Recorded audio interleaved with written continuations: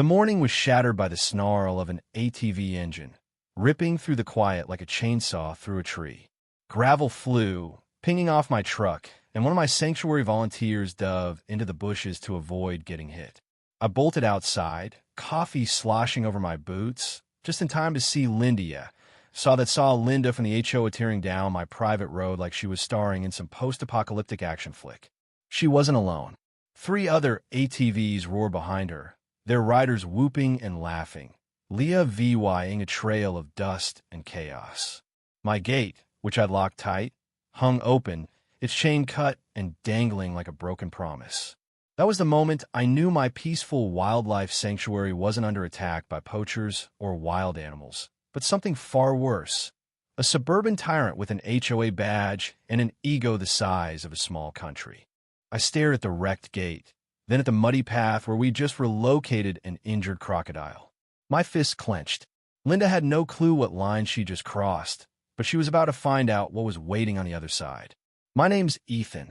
After 10 years handling military logistics and wildlife conservation overseas, I bought a chunk of land just outside a gated HOA community, thinking it'd be the perfect spot for some quiet crocodile research and maybe a backyard barbecue or two. The HOA had its own drama, but I had my Roata gravel path winding through the woods to my property, legally deeded, private, and maintained by me. Nobody used it. Nobody cared. That is, until Linda showed up. Linda wasn't her real name, but it suited her better than her fancy sunglasses. She was the new HOA president, acting like she'd been crowned ruler of a small empire. On day 1, she marched up to my back gate, not the front. Mind you, and demanded a key so authorized personnel could monitor communal boundaries. I smiled, said no, and handed her a copy of my deed.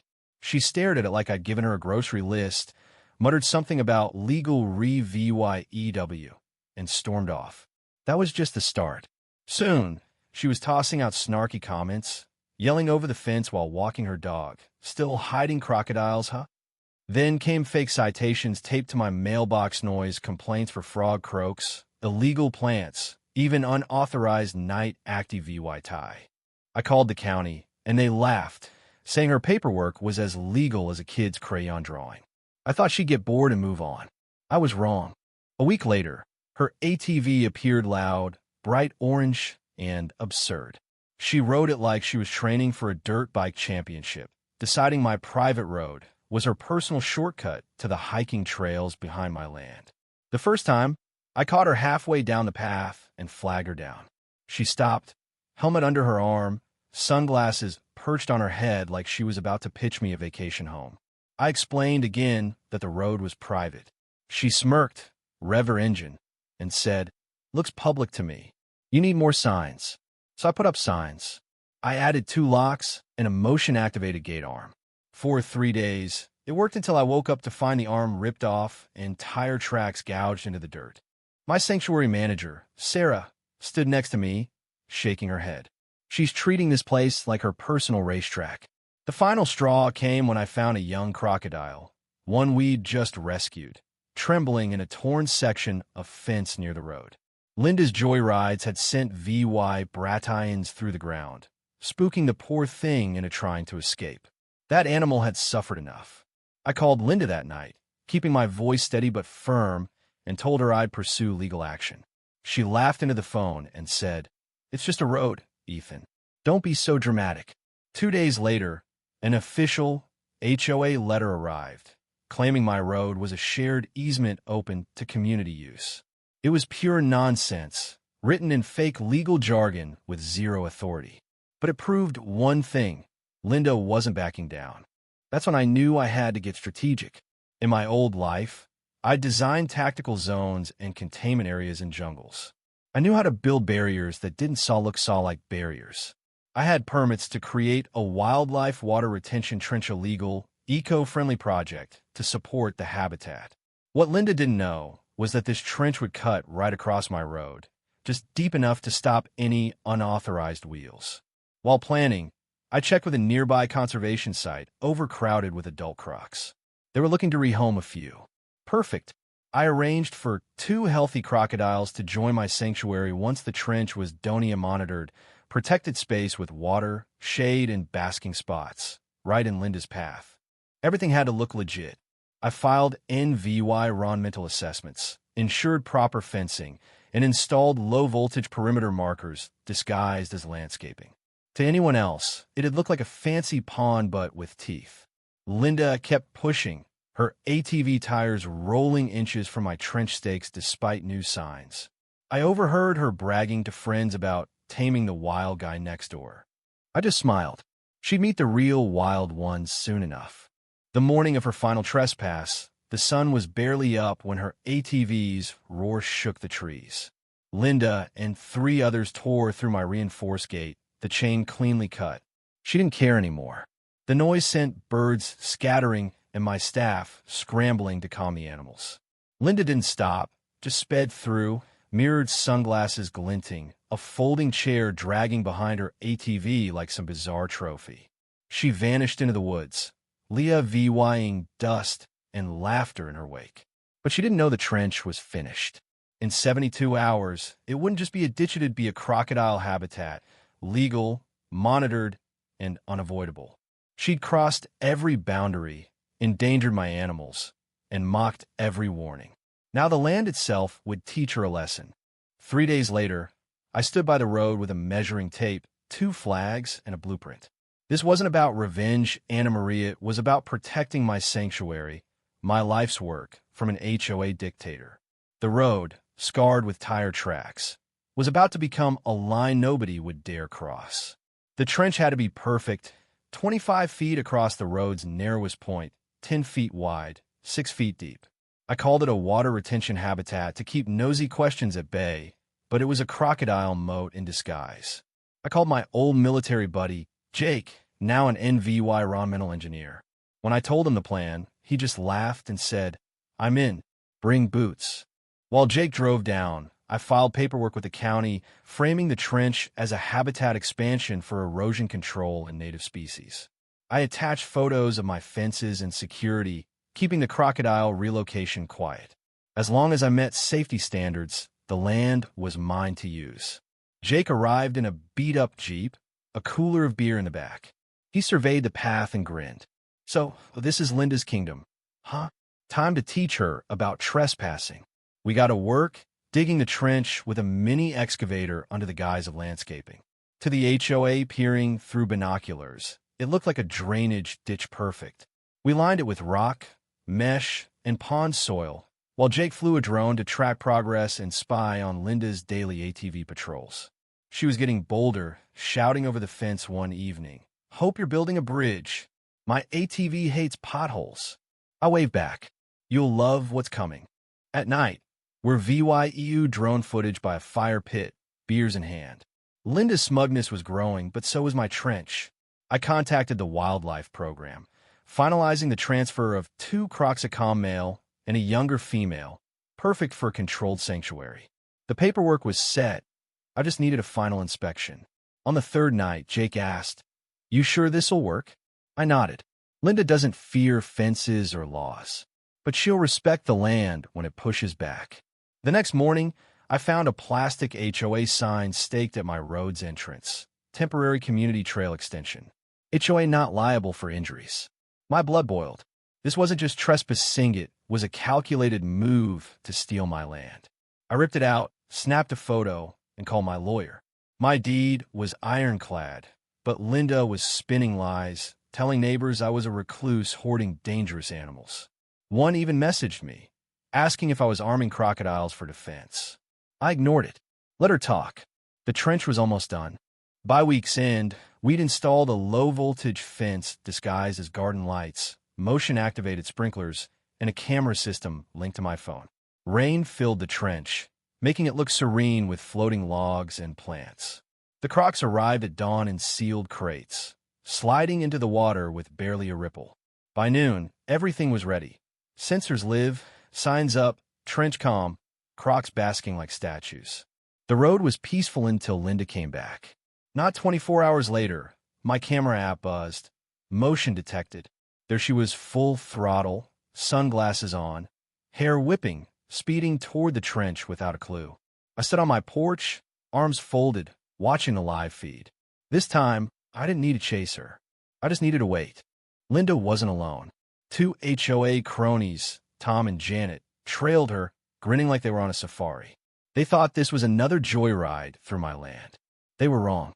Linda led the pack, obliquely VY us to the trench's calm surface, where the Crocs lay half-submerged. She blew past 3 new signs, active wildlife area, no unauthorized access, dangerous animals present, and sped up. Her ATV bounced, kicked up dust, and launched toward the trench. Too late, she slammed the brakes. The front wheels hit the muddy slope, skidded, and sent the ATV sliding sideways. Linda screamed, the sound echoing as the vehicle tilted, spun, and lodged itself feet from the water. Tom and Janet stopped just in time, yanking their handlebars to avoid the pit. Linda stumbled off, one boot sinking in mud, the other caught in the seat. She fell, sunglasses splashing into the water. The Crocs stirred. I'd timed their feeding to avoid aggression, but they were territorial. The male glided forward, eyes locked on her from 10 feet away. Linda, scrambling to her feet, didn't notice until she heard the water churn. She froze, mouth open, no sound escaping. The female Croc surfaced closer, jaws closed, just watching. Tom yelled, "Linda, don't move," but his voice cracked. Janet was already backing her ATV away, shaking. Linda, trembling, backed up slowly, clutching her muddy phone. Then the sprinklers kicked on, spraying arcs of water over her and the ATV. The Crocs didn't blink, but Linda did. She screamed again, slipped, clawed her way up the slope, and collapsed on solid ground, looking like she'd crawled out of a swamp. I couldn't resist. I strolled down the path, boots crunching gravel. Linda, trying to salvage her dignity, spotted me and yelled, "What the hell is this? You could have killed me." I stopped 10 feet away, arms crossed. It's a permitted conservation trench with protected species. Signs were posted. Roads private. You trespassed. Tom and Janet stayed silent, pale as ghosts. Linda sputtered, "Crocodiles in a road? Outrageous." I nodded at the deed marker. Not a road. A sanctuary extension on my land, which you're VY-OLATing. She threatened to call the police, claiming animal warfare. I smiled. Great. Bring this footage. I held up my phone, playing a clip of her ramming the gate and crashing near the trench. Her eyes widened. That's illegal surveillance. It's security, I said. Shared with the Wildlife DVY, shown per my license. Everything's recorded. Linda's face turned red, her hair plastered to her forehead. Her ATV wouldn't start, coughing and dying. Janet helped her onto her cart, while Tom pushed the dead vehicle aside. They rode off, covered in mud and shame. That night, I posted the footage to a private conservation group, expecting a few laughs. By morning, it had gone VY around millions of VYUs, comments flooding in. News outlets called. Headlines read, "HOA tyrant humbled by crocodiles," and "Woman steals road, reptiles fight back." Someone posted it to Reddit's entitled People subreddit, with captions like, "Linda learns Crocs don't care about HOAs." The attention brought more than laughs. A wildlife official praised my sanctuary as a model for ecological protection, noting my clear signage. The county launched an inquiry into the HOA's overreach, and Linda's presidency was suspended. Neighbors who'd stayed quiet now spoke up, one messaging about time someone stopped her. Another offered to plant trees along the trench. Kids VY sided with parents to learn about the Crocs, safely behind a new observation fence. The road wasn't a battleground, Anna Maria, it was a symbol of respect. Linda kept a low profile, her ATV untouched in her driveway. When she passed my property, she walked fast, head down. I went back to my work, the Crocs thrive VYing, the sanctuary peaceful. But peace never lasts with someone like Linda. A week later, Sarah, my manager, heard rumors of Linda hosting a secret HOA meeting about reclaiming community easements. Then Sarah's friend in the HOA said Linda was seen measuring my property line at night with a flashlight, muttering about bypassing the trench. At 2:38 a.m., my sensors went off. The camera showed a hooded figure tampering with a fence post. Linda's stance was unmistakable. She wasn't quitting. 2 nights later, The alarm blared again. I pulled up the feed and couldn't believe it. Linda was saw the fence. VYing cut the zip ties on a side gate.